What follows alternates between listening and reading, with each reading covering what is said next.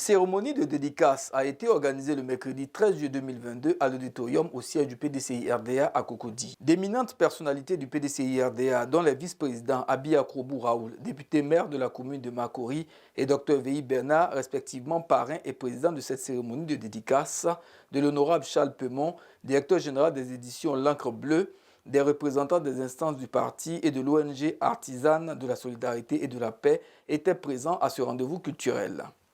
L'ouvrage intitulé « Côte d'Ivoire, comme si hier n'avait pas existé, chaos et espoir d'un retour au paradis » est un essai littéraire de 224 pages pour 16 chapitres, écrit par Angelbert Kouassi et publié par les éditions L'Encre Bleue au 3e trimestre 2020.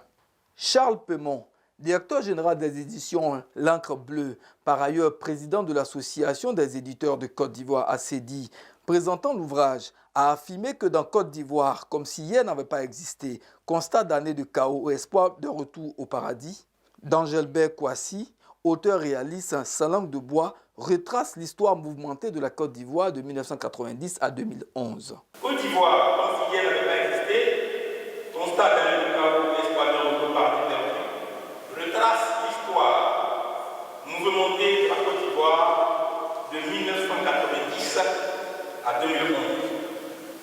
Il met à nu l'échec de la classe politique ivoirienne, mais aussi des élites, lesquelles ont trahi, selon l'auteur, les espoirs du peuple placé en eux, en sortie de l'indépendance.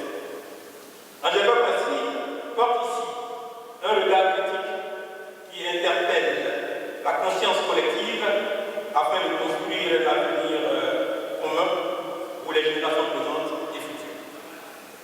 En ce qui concerne la fiabilité des faits relatés dans Côte d'Ivoire comme si elle n'avait pas existé, Angelbert s'est voulu réaliste.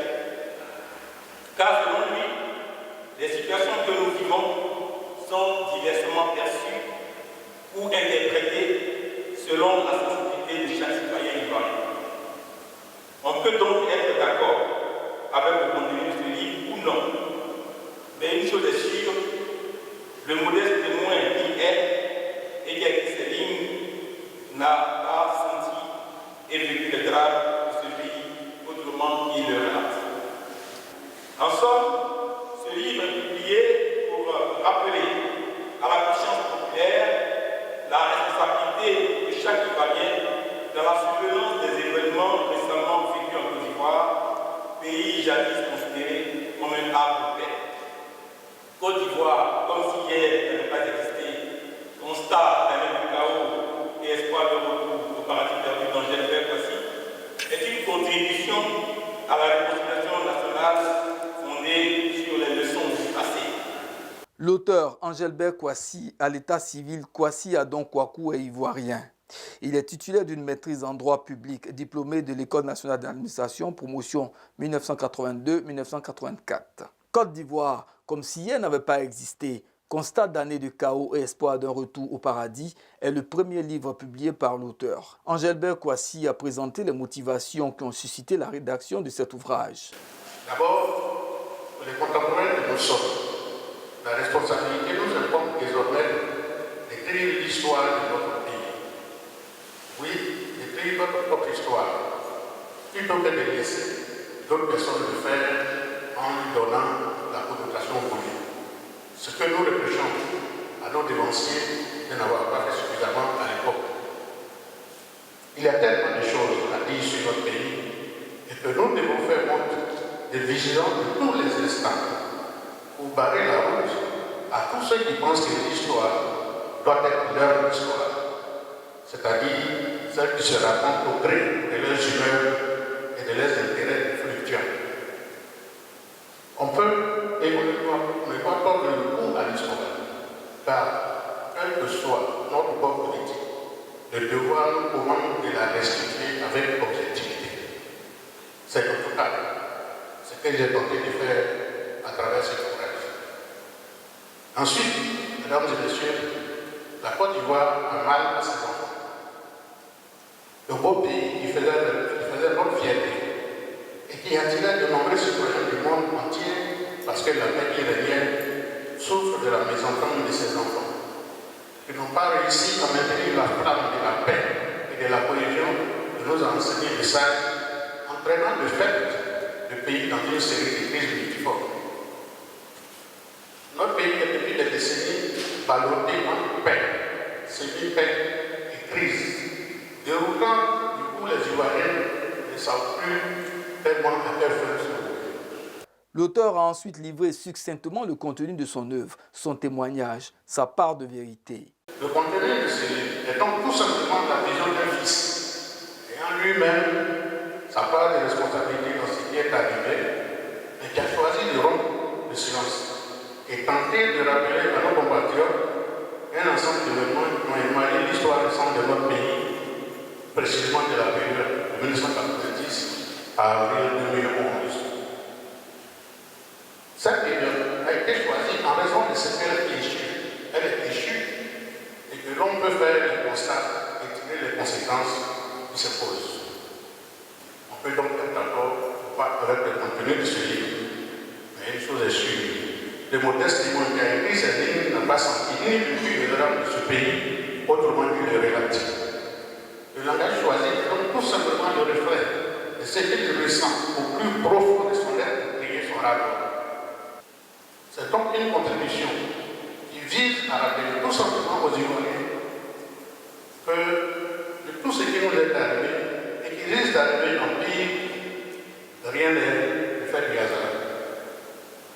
Tout part de notre comportement de tous les jours, notamment, et les conséquences dont nous faisons régulièrement preuve en approuvant une chose et son contraire, du désintérêt que nous affichons quand une situation ne nous profite pas, ainsi que de l'acharnement sans borne dont nous faisons montre dès que nos intérêts sont écorchés.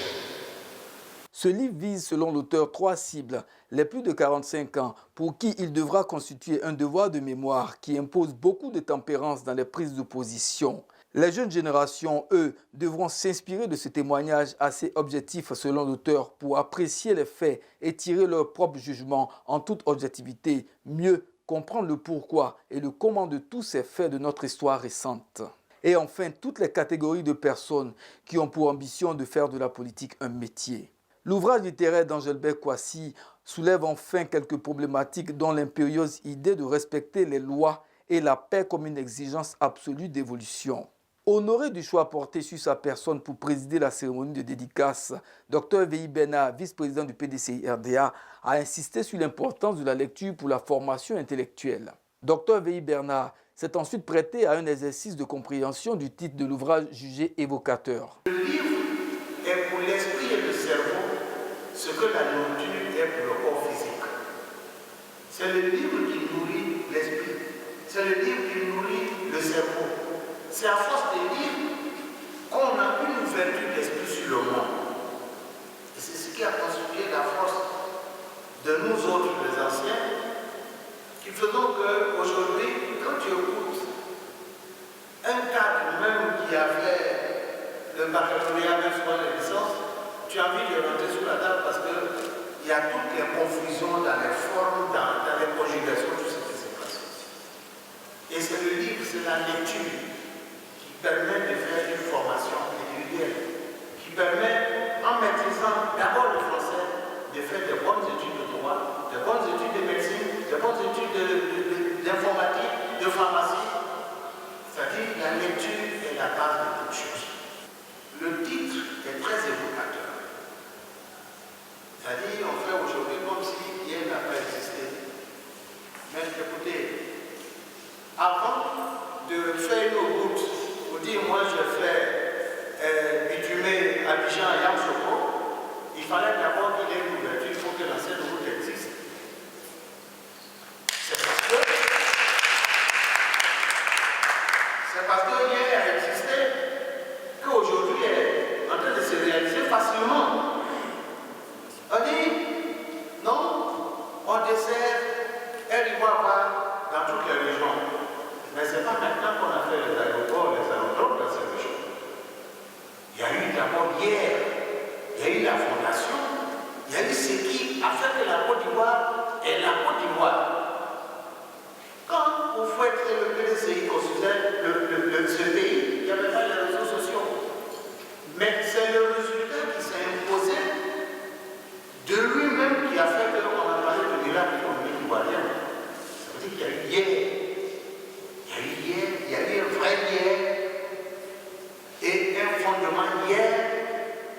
l'histoire peut nous enseigner qu'au moment de l'indépendance, la Côte d'Ivoire était celle qu'on appelait la Benjamin des colonies, c'était la dernière. Mais aujourd'hui, avec 33 ans de pouvoir, la Côte d'Ivoire est devenue une force économique qui draine toute la CEDEAO, tout ce qu'il faut, c'est vraiment par le génie, et parce qu'il y a eu une politique de diversification dans tous les domaines. Mais il a existé pour qu'aujourd'hui soit là.